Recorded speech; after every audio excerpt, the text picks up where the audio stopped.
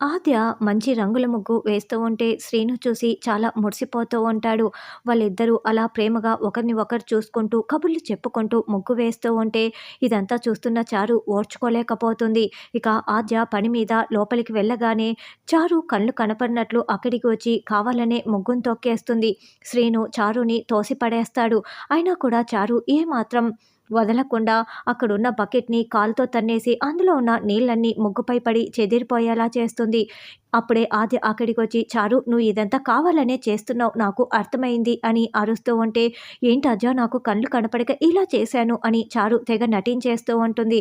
అప్పుడు ఆద్య ప్లాన్ ప్రకారం పేడ దగ్గరికి తీసుకువెళ్ళి చారు ముఖం అంతా కూడా పేడలో పడిపోయేలా చేస్తుంది. "నువ్వు చేసిన దానికి ఇలా రివెంజ్ తీర్చుకున్నాను. ఇప్పుడు పేడ వాసన బాగా చూసుకో" అని ఆద్య చెప్తూ ఉంటుంది.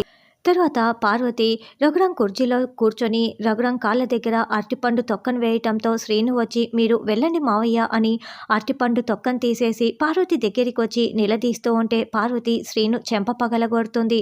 "సీనయ్య నువ్వు వెళ్ళు" అని జానకి పద్మ అరవటంతో ఇక శ్రీను వెళ్ళిపోతారు. తర్వాత జానకి పార్వతిని తిడుతూ ఉంటుంది. తర్వాత అస్మిత వాసుదేవ్ భూపతి దగ్గరికి వచ్చి, "ఇప్పుడు ఈ భూపతి వెనుక నుండి నడిపిస్తున్నది ఈ వాసుదేవేనన్న నిజం రఘురాంకి తెలిసిపోవాలి" అని ఏదో ఒక ప్లాన్ చెప్తుంది.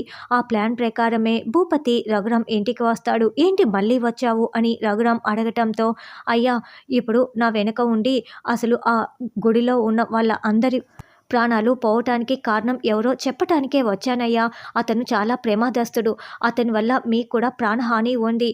ఆ నిజం తెలుసుకుంటే మీకు కూడా ప్రాణహాని ఉందనే నేను భయపడి చెప్పలేదు. ఇప్పుడైతే చెప్పేస్తాను. అతను ఎవరో కాదు వాసుదేవ్" అని చెప్పడంతో ఇక రఘురాం వాసుదేవ్ ఇంతకుముందు చేసిన కుట్రలు మొత్తం కూడా గుర్తు చేసుకుంటూ, "నా కూతురు ప్రాణాలతో ఉండాలంటే ఆ వాసుదేవ్ ప్రాణాలతో ఉండకూడదు. ఇప్పుడే వెళ్ళి వాడి ప్రాణాలు తీసేస్తానని కోపంతో వెళ్తూ ఉంటే జానకి వాళ్ళందరూ కంగారు పడుతూ ఉంటారు.